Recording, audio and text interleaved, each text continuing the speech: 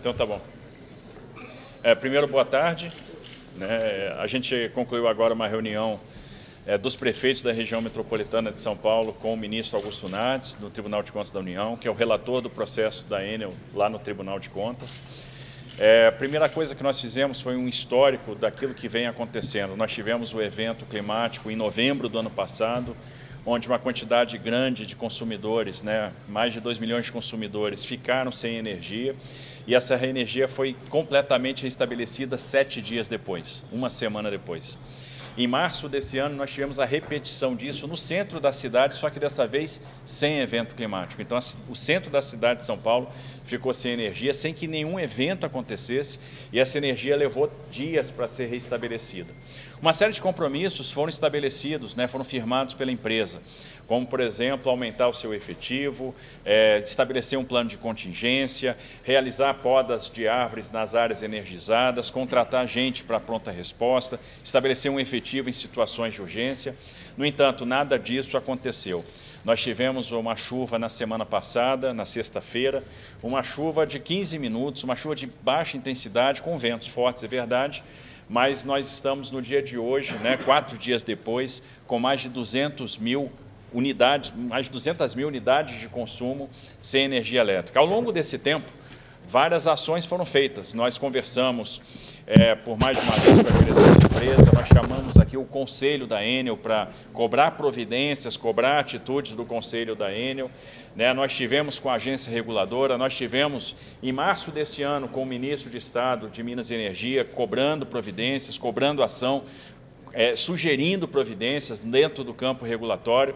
Também nada aconteceu e, de novo, a gente está vendo a repetição do problema. E se nós não tomarmos medidas sérias, o que vai acontecer com o passar do tempo? A gente vai ficar esperando a próxima chuva e a próxima oportunidade, onde nós vamos ficar de novo à mercê, de novo sem ter a prestação do serviço adequado, com as pessoas sofrendo, com os comerciantes perdendo seus produtos, com as pessoas perdendo aquilo que com muito sacrifício compraram, com as pessoas sofrendo, com as pessoas que dependem de home care sem energia, com os hospitais sem energia. O nível de despreparo da empresa foi tamanho que o próprio Estado teve que providenciar grupos geradores para as unidades da Sabesp para que a gente não tivesse um problema ainda maior no que diz respeito ao abastecimento de água. Com o evento, a empresa não sabia quais eram os hospitais que estavam sem energia e o Estado forneceu diesel, por exemplo, por meio da Polícia Militar, para que a gente não tivesse interrupção de energia em hospitais que tinham grande quantidade de pacientes, por exemplo, em UTI. Aconteceu com o Dante Pazanese, 80 pacientes internados, nós é que providenciamos a questão do gerador e o abastecimento para que não tivesse lá interrupção do fornecimento de energia, porque a Enel nada fez.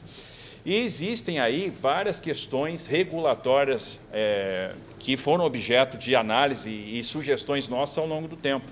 Por exemplo, existe um convênio de fiscalização da Arcesp com a ANEEL, que é absolutamente inadequado, que não dá poder para a Arcesp precisa se cingir aquilo que a ANEEL estabelece.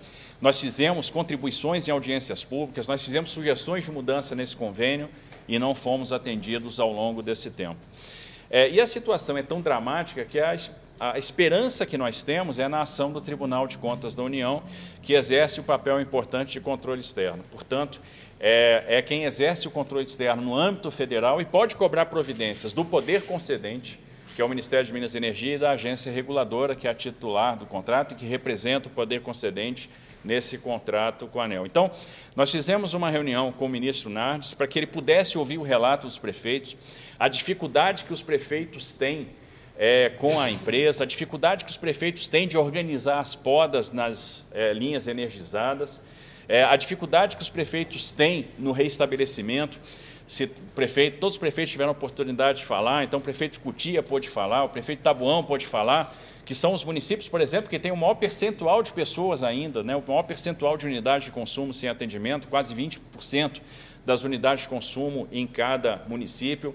A vice-prefeita de Diadema pôde trazer o caso dela, 30% só daquilo que foi pedido de providência foi realmente executado, árvores ainda não foram removidas em linhas energizadas, porque as prefeituras estão fazendo o seu trabalho, estão tirando as árvores, mas elas precisam, em muitos casos, da desenergização. Então, e não basta só também pedir providências para o Tribunal de Contas da União, nós fizemos sugestões, né, e mais uma vez a gente está apresentando aqui algumas pautas.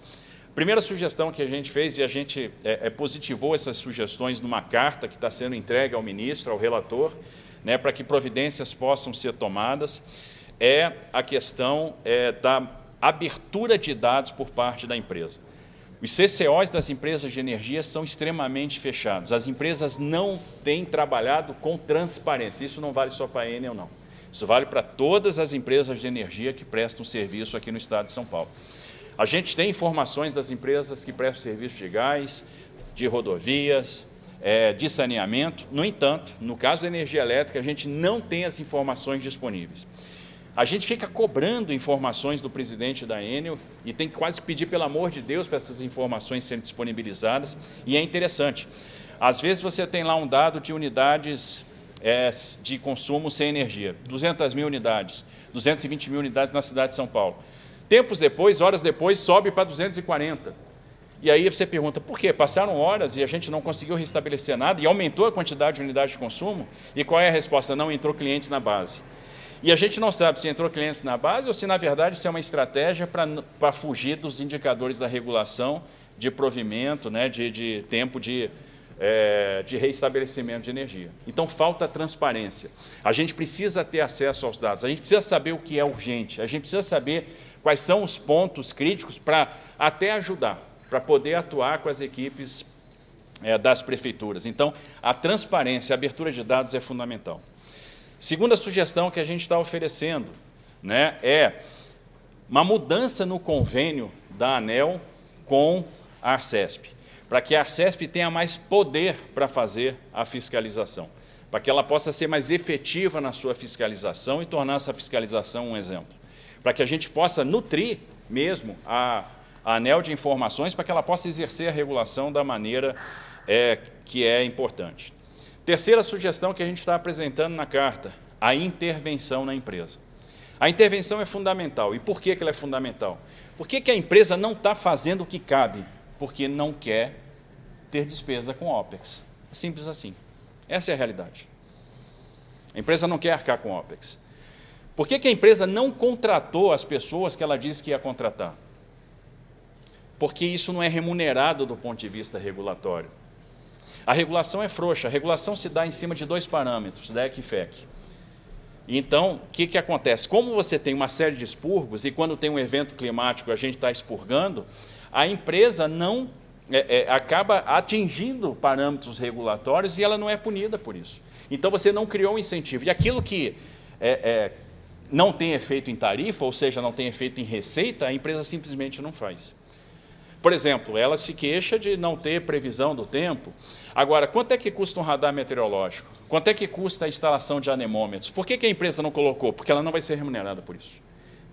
Por que ela não mobilizou de fato efetivo, e aí a imprensa, no final de semana, registrou caminhões parados no pátio? Por que a empresa não fez o que deveria? Porque ela não queria gastar dinheiro. Por que ela não mobilizou o efetivo que era necessário para restabelecer energia? Porque ela não quer gastar dinheiro.